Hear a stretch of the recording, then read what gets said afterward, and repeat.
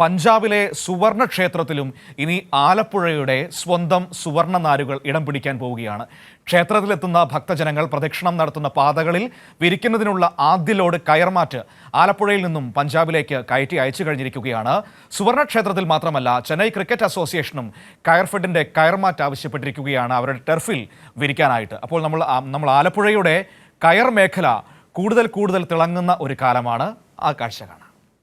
ദിനംപ്രതി ലക്ഷക്കണക്കിന് ഭക്തജനങ്ങൾ ആരാധനയ്ക്കായി എത്തുന്ന പഞ്ചാബിലെ സുവർണ ക്ഷേത്രത്തിൽ വിരിക്കുന്ന കയർമാറ്റാണ് ആലപ്പുഴ കയർഫെഡിൽ നിന്നും കയറ്റി അയച്ചത്. 1 കോടി രൂപയുടെ ഓർഡറാണ് കയർഫെഡിന് ലഭിച്ചത്. ചെയർമാൻ TK ദേവകുമാർ അടക്കമുള്ള മാനേജ്മെൻറ്റിൻ്റെ ഇടപെടലാണ് ഈ വലിയ ഓർഡർ ലഭിക്കാൻ കാരണമെന്ന് ജനറൽ മാനേജർ വിജു വി പറയുന്നു. കയർഫെഡ് പുതിയ മാനേജ്മെൻറ്റിൻ്റെയും നമ്മുടെ മാർക്കറ്റിംഗ് ഡിപ്പാർട്ട്മെൻറ്റിൻ്റെയും 1 വർഷത്തെ പ്രയത്നഫലമായിട്ടാണ് നമുക്കിപ്പോൾ ഓർഡർ വീണ്ടും നമുക്കത് കിട്ടിയത്. നമുക്ക് അറ്റ് പ്രസൻറ്റ് 1 കോടി രൂപയുടെ ബിസിനസ് കിട്ടിയിട്ടുണ്ട് സുവർണക്ഷേത്രത്തിൽ മാത്രം. അതിൻ്റെ താഴത്ത് ഈ ക്ഷേത്രത്തിൻ്റെ ഈ പ്രദക്ഷിണ വീതികളിൽ ഇതിങ്ങനെ വിരിച്ചിട്ട് ഈ ചൂട് സമയത്ത് തീർത്ഥാടകർ പോകുമ്പോൾ അതിൽ വെള്ളം ഒഴിച്ചു കൊടുക്കുകയാണ് ചെയ്യുന്നത്.